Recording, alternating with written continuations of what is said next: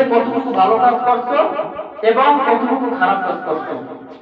তখন বান্দা নিজ চোখে সকল কাজ দেখতে পাবেন এবং শুধু চিৎকার করবেন আর বলবেন, ইয়া লাইতাহা কানাত কাদিয়া মা আগনা আন্নি মালিয়া হালাকা আন্নি সুলতানিয়া খুযুহু ফাগুল্লু সুম্মাল জাহিমা সাল্লু সুম্মা ফি সিলসিলাতিন যারউহা 70 যিরাআন ফাসলুকু। যে হায় আফসোস, আমার এই সামান্য আমল যদি আমাকে এখন দেওয়া না হইতো তাহলে আমার জন্য কতই না ভালো ছিল। আমার সম্পদ, আমার ধন, আমার দৌলত, আমার টাকা পয়সা, আমার দুনিয়ার বাহাদুরি এখন কোথায় গেল? তখন প্রত্যেকটা মানুষ ময়দানে মাহশারে চিৎকার করবে এবং শুধু আফসোস করবে।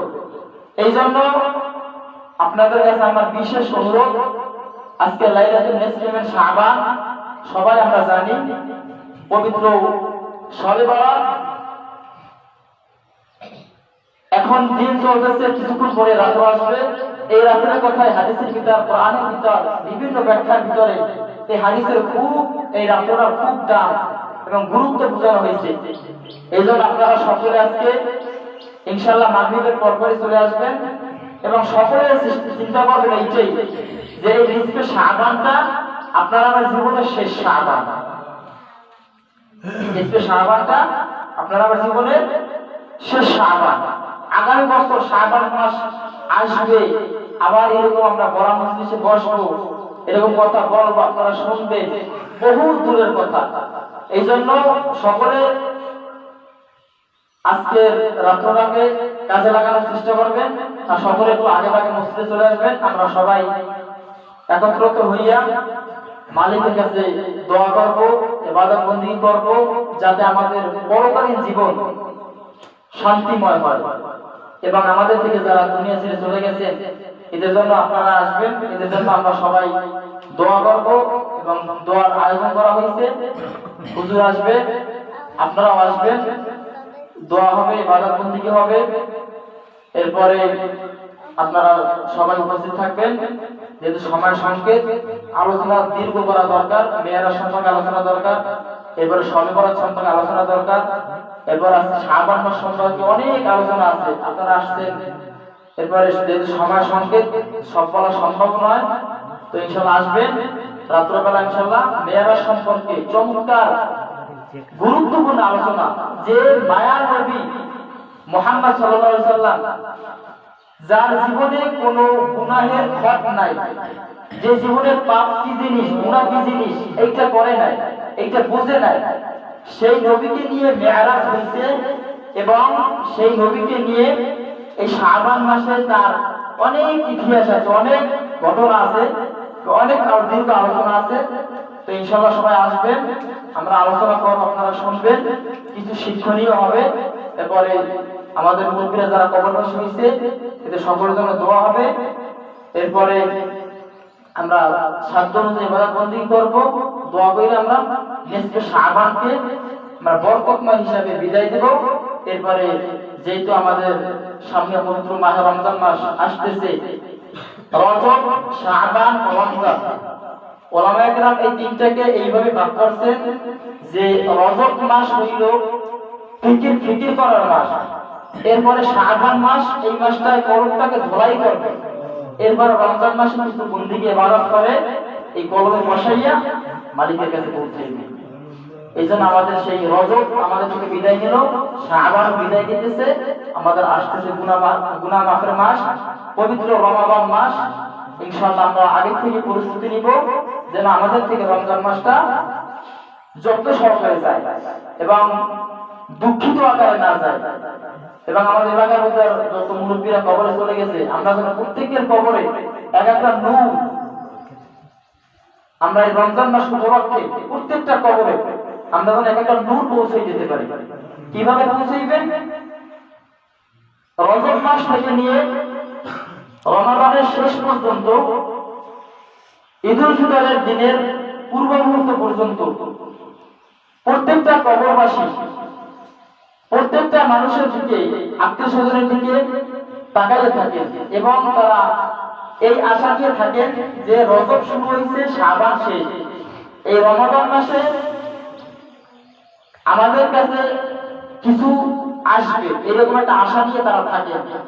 তো যদি কোন এলাকার মহল্লায় কোন আত্মীয় স্বজন বা কোনো পাড়া প্রতিবেশী বা কোনো আলেম ওলামা কোনো কবরবাসীর জন্য রমাদান মাস উপলক্ষে, বিশেষ করে রমাদান মাস উপলক্ষে যদি শুধু সূরাতুল ফাতিহা পাঠ করে এবং যদি বলে যে মালিক এই সূরাটাকে তুমি এর সওয়াবটুকু অমুকের কবরে পৌঁছাইয়ে দাও, এই সওয়াবটুকু মালিক জমা করে রাখে, জমা করে রেখে ওই রমাদানের ঈদুল ফিতর পর্যন্ত অপেক্ষা করে যে আরো কেহ এইরকম কিছু পাঠায় কিনা। এরপরে এরকম করতে করতে করতে করতে ঈদুল ফিতরের দিনের পূর্ব মুহূর্ত পর্যন্ত একটা নূরে পরিণত হয়।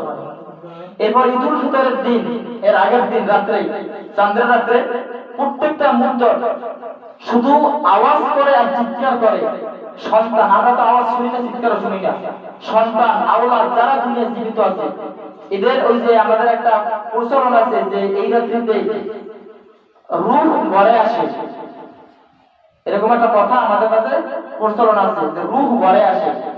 এর ভিত্তি কতটুকু আমি জানি না, কিন্তু এতটুকু জানি যে এই রাত্রে প্রত্যেকটা রূহ, প্রত্যেকটা আত্মীয় স্বজন, প্রত্যেকের মা বাবা রূহ প্রত্যেকের কাছে আসে এবং শুধু ইশারা করে, পিছন থেকে টানে এবং বলে যে কালকে ঈদের দিন, রমজান মাস বিদায় নিল, এখন আমাকে কিছু দাও, শুধু চিৎকার করে। তো এই জন্য আমরা যখন এই রমজান মাস উপলক্ষে কিছু করবো, এই নূরটাকে মালিক তখন ওই চিৎকারের আওয়াজে আমাদের মা বাপ, ভাই বোন, আত্মীয় স্বজন যে যেখানে কবরে শায়িত যারাই আমাদের কাছে আসবে তখন তাদেরকে আল্লাহ রাব্বুল আলামিনের পক্ষ থেকে ওই যে নূরটা, ওই নূরটা তাদেরকে দেওয়া হবে এবং তারা তখন এমন চিৎকার দিবে, এমন আওয়াজ করবে যে এক আওয়াজে অনেকে জান্নাতে পৌঁছিয়ে দিয়েছে। সুবহানাল্লাহ। এই জন্য আমরা উদাসীন না হই, ফিকিরওয়ালা হই। উদাসীন ব্যক্তি বোকার ন্যায় আর ফিকিরওয়ালা ব্যক্তি জ্ঞানের ন্যায়। যার ভিতরে ফিকির আছে সে কখনো গুনার কাজ করবে না, যদি হয়ে যায় সাথে সাথে তওবা করবে। এই জন্য আমরা উদাসীন ব্যক্তি না হই, ফিকিরওয়ালা, তাজা কলবওয়ালা, মায়াদিলওয়ালা, ইবাদতওয়ালা, আবেদ বান্দা আমরা হওয়ার চেষ্টা করব।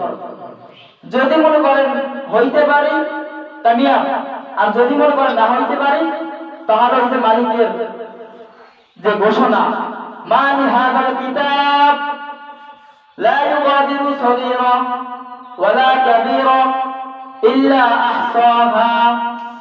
মালিক কিয়ামতের ময়দানে এই আয়াতখানা শুধু বারবার মানুষকে শুনাইবেন আর বলবেন যে তোমাদের আমলনামা তোমরা পড়ো, তোমাদের আমলনামা তোমরা দেখো, তোমরা যা করছো তোমাদের হিসাব তোমরা মিলাও, এরপর তোমরা আমাকে সমাধান দাও, যেটা সমাধানে আসে আমি সেইটা করে নিই। এই জন্য খুব সাবধান। জ্ঞানী ব্যক্তি, আল্লাহ রাসূল বলেন মুমিন ব্যক্তি কখনো বোকা হয় না। যারা মুমিন এরা কখনো বোকা না, আর যারা বোকা এরা মুমিন হইতে পারে না। এই জন্য খুব সাবধান। আমরা মনে করি সামান্য দুনিয়া, কিন্তু সামান্য নয়। মৃত্যুর পরে ভয়ঙ্কর অবস্থা হইবে। বিশ্বাস করলে ইমানদার, বিশ্বাস না করলে কিছু করার নাই, তখন বুঝে আসবে। এই জন্য সময় সংকেত আলোচনা করা দরকার। আরো আমরা একটু আগে আগে আসবো সবাই ইনশাআল্লাহ, আলোচনা হবে, দোয়া হবে এলাকার মুরব্বিদের জন্য। আমাদের যুব সমাজ, আমাদের মসজিদ কমিটি আয়োজন করছেন, আপনারা সবাই উপস্থিত থাকবেন। আমাদের অনেকের মা বাপ, ভাই বোন, দাদা দাদি, আত্মীয় স্বজন, নানা নানি, অনেকে এই যে বিগত 2-1 বছরের ভিতরে কতগুলো মানুষ চলে গেল। এখানে যারা আছেন আমি যদি জিজ্ঞাসা করি কেউ কি আজ পর্যন্ত এই 2-1 বছরের ভিতরে এই যে আমরা হাঁটতে চলতে কতগুলো কবর দেখে রাস্তার আশপাশে একবারও কি আমরা, আমার মনে হয় সালাম দিই অনেকে, মানবার সালাম দেন, কিন্তু এই 2-1 বছর হয়ে গেল তারা চলে গেছে। আজ পর্যন্ত কেউ কি কারো শক্তি হয়েছে বা ক্ষমতা হয়েছে একটু ফাঁক করে দেখি যে আমার মা কয়েকদিন আগে রাখলাম এখন কি হালতে আছে একটু দেখে, এরকম কারো শক্তি হয় নাই। এই জন্য আজকে পবিত্র রজনী, শাবে বরাত, নিসফে মিন শাবান, প্রত্যেকের আত্মীয় স্বজন তাকাই রয়েছে যে আজকে রজনীতেও আমার খুশি দিবে। আর অনেকের এই রজনীতে দেওয়ার বদৌলতে অনেকের নাজাত হইয়া জান্নাতের উচ্চ আলা মাকামে চলে যাবে। এই জন্য আপনারা সবাই আসবেন। আমি জানি আপনাদের অনেকের, আমাদের এলাকার অনেকের মা বাবা, ভাই বোন, দাদা দাদি এই কিছুদিন পূর্বে আমাদের কাছে চলে গেছে। বিশেষ করে আমি কয়েকজন ব্যক্তির কাছে ঋণী আছে। কিরকম ঋণী? তারা আমাকে দুনিয়ার ঋণ দেয় গেছে, ঋণ কইরা রাইখে গেছে। কিরকম ঋণ করছে? মনে করেন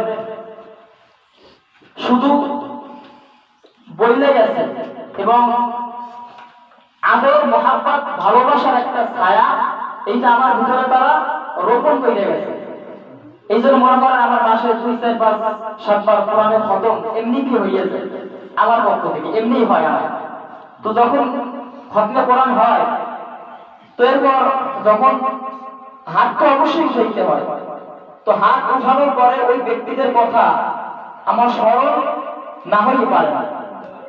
এর ভিতরে মনে করেন যে আমাদের কুদ্দুস চাচার মা এমন একজন ব্যক্তি ছিল বা এমন একজন বান্ধবী ছিল, মানে যার কথা স্মরণ হইলে কান্না করা লাগে না, এমনিতেই কান্না এসে যায়।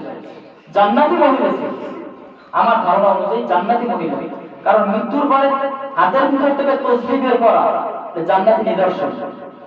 এরপর আমাদের আলাম চাচার মা, সাদা চাচার মা, এরপরে ওই যে নজরুল চাচার আপা আম্মা, এরপর আমাদের রাসেল ভাইয়ের নানি, এইরকম কয়েকজন ব্যক্তি, শাহ আলম চাচার মা, এরপরে জামা চাচার মা, এরকম কয়েকজন ব্যক্তি এরা আমাকে খুবই ঋণী করে গেছে।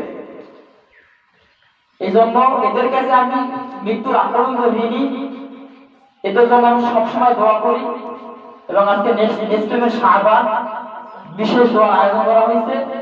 আপনারা সকলে আসবেন। এরকম যারা আমাদের থেকে চলে গেছে এদের জন্য আমরা দোয়া করবো, প্রাণ খুলে দোয়া করবো, যাতে করে আজকের রজনীতে যেন ফয়সালা হয়, মালিক তাদেরকে রমজানের পূর্বেই